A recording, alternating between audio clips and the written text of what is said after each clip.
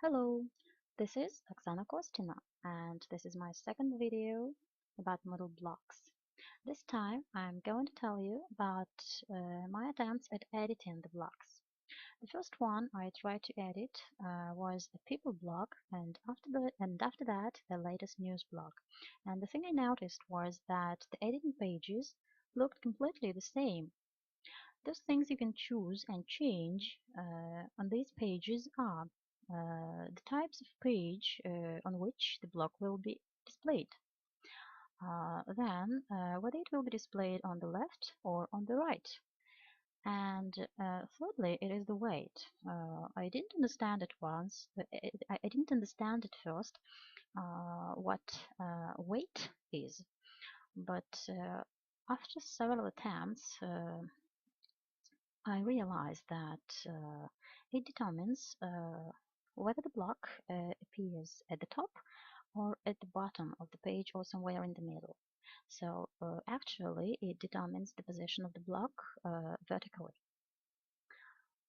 Let's pass to the next slide, and we shall see two more editing pages. A page for editing a courses block and a page for editing a course site summary block. You can see here that there isn't much difference again.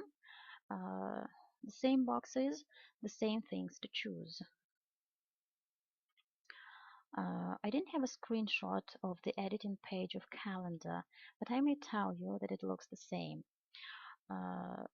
It didn't seem enough for me. I was really interested in adding those events I spoke about in the previous video. So I tried assigning rows in this block. But this is what I saw. You are not able to assign any rows here. So I think that probably the events may be added only by the administrator of the site. But things are becoming a little bit more interesting, you see, with a tags block. Here there are not only the things which are already known to us, the things concerning the location of the block. You can also make up your own title for this block. You can choose the number of tags to display. Originally there were 30.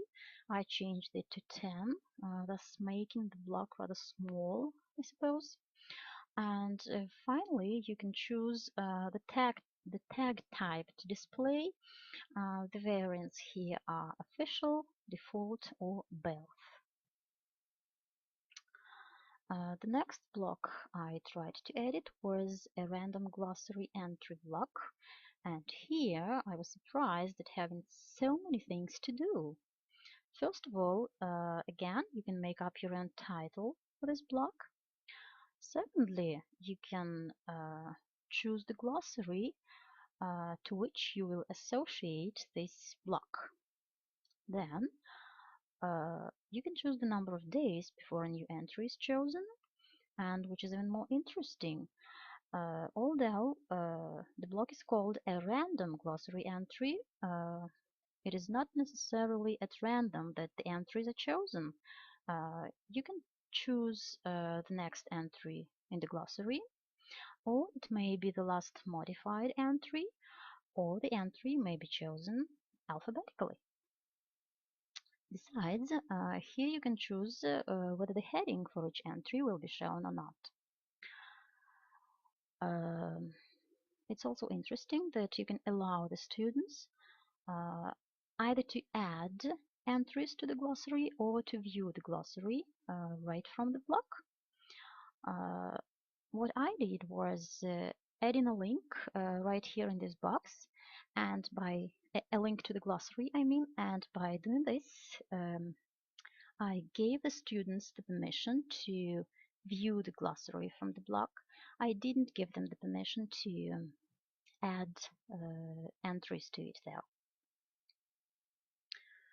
Okay, let's pass to the next one, and this is